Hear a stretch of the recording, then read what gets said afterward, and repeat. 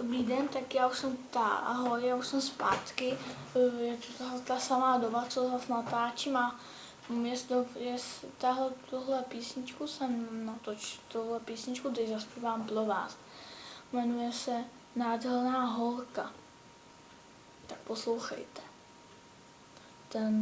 Jo, a není melodie, tak si ještě Chodí se mnou do třídy jedna nádherná holka. Všichni z ní chtějí chodit, ale bohužel ona kluka má. Jednou jsem jí také naštval přes Facebook. Ona se pak se mnou nemluvila, tak se mnou nebavila. Potom jsem se jí omluvil přes Facebook. Napsal jsem jí, že se jí omlouvám a td. Ona moji omluvu přijmula, ale furt se nebavila. Tak jsem jí napsal dopis a pak se najednou se mnou bavila. Chodil jsem jí dovyprovodit pokaždý, ale přišlo mi, že se mnou moc nebaví. Štvalo mě to a taky ve škole jí každý pořád mlátil.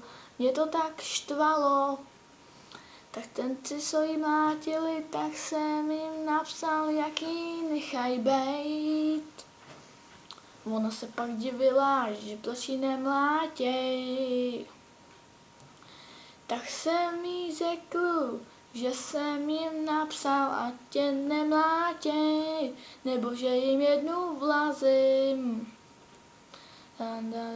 A ona na to dobře, nešel by si dneska ven. A já na to, tak jo, v kolik by to tak mohlo být. Ona mi řekla čas, a tak jsme šli ven. Ona sebou vzala toho jejího kluka, kámoš je pál, tak jsme šli ven. Tak doufám, že se vám tahle písnička líbila, sám jsem ji složila, že jsem k tomu nenašel žádnou hodnou melodii. No tak jestli líbilo, like, a ne jestli ne dislike, vkládal jsem to sám, tak jo. A ještě jestli se vám tomu bude hodit, tak vám řeknu pár rýmů. Jestli je znáte, je to tak jako lak. Když jdeš do boje, chce to náboje. Když jede vlak, já myslím, že to je, já myslel, že to byl dlak. Když jdu do pokoje, chybí mi tam koleje. No tak tohle byly mý 3 hlavní rýmy, které jsem se naučil. Tak jo, líbilo, nelíbilo, víte co dělat.